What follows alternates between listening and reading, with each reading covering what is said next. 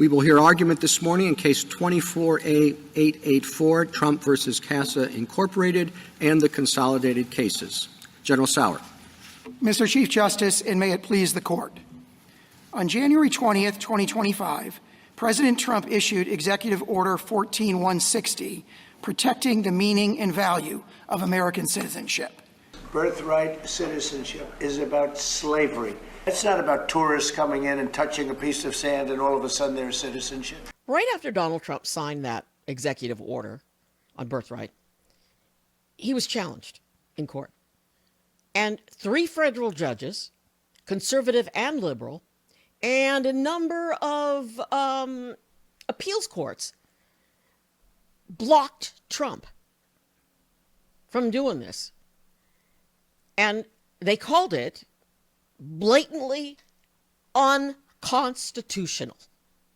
So 3 separate appeals courts refused to unblock the orders from the earlier judges, and they stopped Trump from doing this blatantly unconstitutional thing. The executive order's stripping of citizenship from U.S.-born children is contrary not only to the 14th Amendment's plain text, but also our common law history, this court's precedent, a federal statute, and over a century of executive branch practice.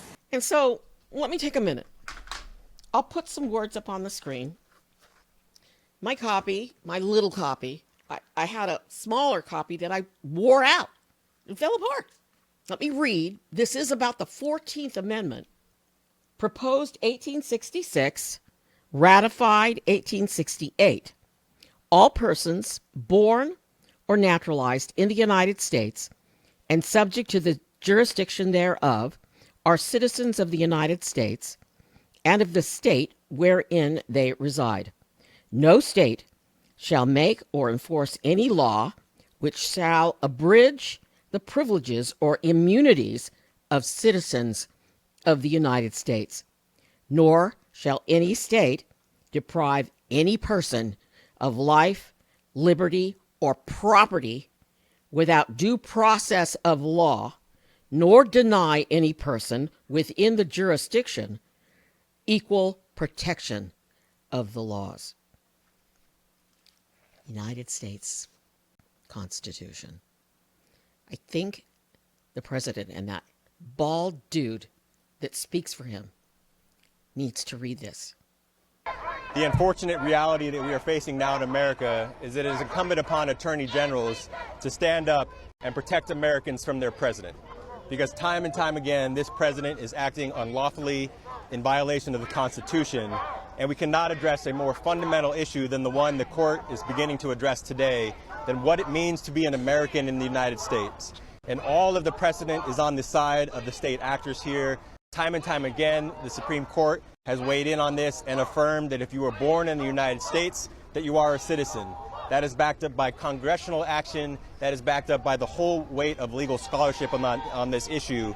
And we could see how the justices began to dissect the absurdity of the United States position, that you would cross the border of my state in Washington and move to Idaho and you would lose your citizenship, that you would move from any one state that has participated in litigation and lose your rights and privileges that come with being an American citizen. It's an absurd argument, and we think we saw the justices start to unravel that today. Yeah, that's what this is about. But Trump and his lawyers are how we say what my father used to say all the time. And I would say, Dad, they're chicken shit. Okay?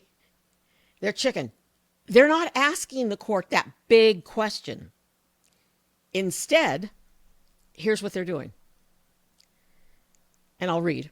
The Supreme Court heard consolidated oral arguments in Trump versus CASA, which is a civil rights group, Trump versus Washington, and Trump versus New Jersey. So it's state of Washington, state of New Jersey, and then 22 total states. A case about nationwide injunctions halting President Donald Trump's executive order on birthright citizenship. So they're not asking the Supreme Court the big question about overturning the 14th Amendment because they can't do it this way. There are ways to change the Constitution. I won't even go there. But there are ways to change the Constitution, and they haven't done it. They haven't done it. Go to Congress, get a law, have it ratified by a number of states, then bring it back, and on and on and on. There are ways to do this. He wants to sign a piece of paper and be able to do whatever he wants, and it's wrong. Okay? This is wrong. And they know it. And they know that even this court, this crazy, I say, partially corrupt court, I don't think would approve this. And we know, after listening today, that the majority aren't going to even approve this. I mean, let's assume that you lose in the lower courts pretty uniformly, as you have been losing on this issue, and that you never take this question to us. I mean, I noticed that you didn't take the substantive question to us. You only took the nationwide injunction question to us. I mean, why would you take the substantive question to us? You're losing a bunch of cases, this guy over here, this woman over here, you know, they'll have to be treated as citizens, but nobody else will. Why would you ever take this case to us? Well, in this particular case, we have deliberately not presented the merits to this court on the question of the scope of remedies, because, of course, that makes it a clean vehicle where the court doesn't have to look at the past. You're ignoring the import of my question. I'm suggesting that in a case in which the government is losing constantly, there's nobody else who's going to appeal, they're winning, it's up to you to decide whether to take this case to us. If I were in your shoes, there is no way I'd approach the Supreme Court with this case. So you just keep on losing in the lower courts, and what's supposed to happen to prevent that? Again, I respectfully disagree with that forecast of the merits, but... And again, I mean, you need somebody to lose.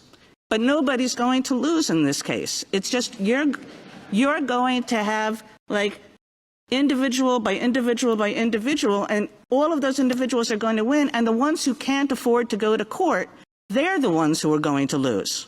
The tools that are provided to address hypotheticals like this, again, This is not a hypothetical. This is happening out there, right? Every court has ruled against you. We've only had snap judgments on the merits. Yes, of course. Of course. That's what lower courts are for. They're to block things that are patently, blatantly unconstitutional. And when the White House and Trump in his tweets, and then that pointy-headed dude says some of this stuff, that, oh, people can't come here on a vacation and then become American citizens, and that this 14th Amendment is just for slaves, they're wrong. They're wrong. And the way the justices answered questions today proved that they are wrong. You're violating precedent. Not only precedent, but the plain meaning of the 14th of the Constitution. Respectfully, I think what we have are lower courts making snap judgments on the merits that ignore the fundamental principle of the 14th Amendment, that it was about giving citizenship to the children of slaves, not to the children of illegal immigrants who really were not even a very discreet class at that time. And that's the sort of argument that deserves percolation. Congress who argued against the 13th Amendment just because of that. Some people who argued against passing the amendment just because of that, because it would give citizenship to gypsies. And let me share some information with you. It's about a gentleman. If you think that Donald Trump is right about, and Miller, I don't even like saying his name. I'm not going to say his name because this is my podcast. If you think they're right, they're wrong. They're wrong because I went to Wikipedia, but you could go other places, but I've read about this before.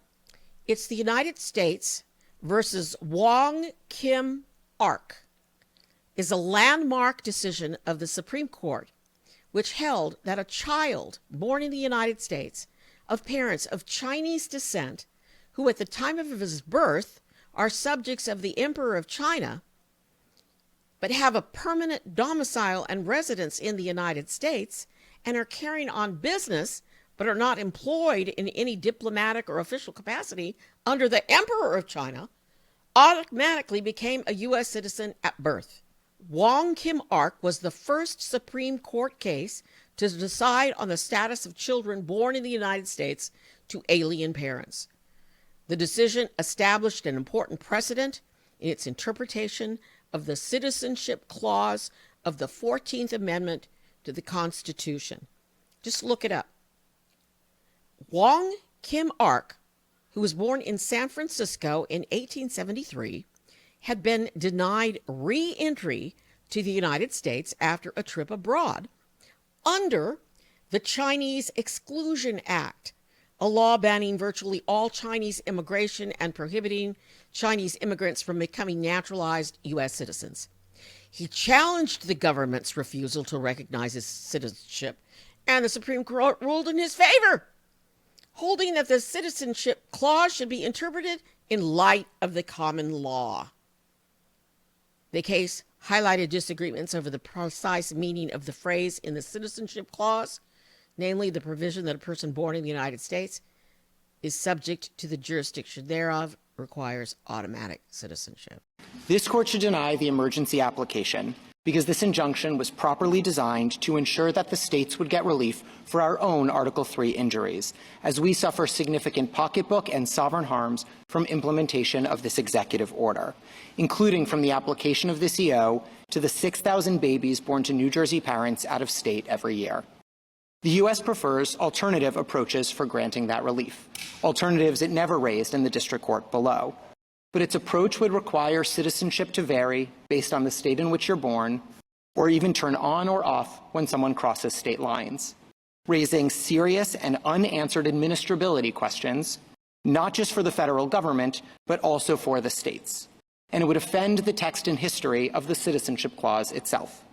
Since the 14th Amendment, our country has never allowed American citizenship to vary based on the state in which someone resides, because the post-Civil War nation wrote into our Constitution that citizens of the United States and of the states would be one and the same without variation across state lines. Right here, babies! Right here! The Constitution of the United States, the 14th Amendment. If you're born here, you're a citizen.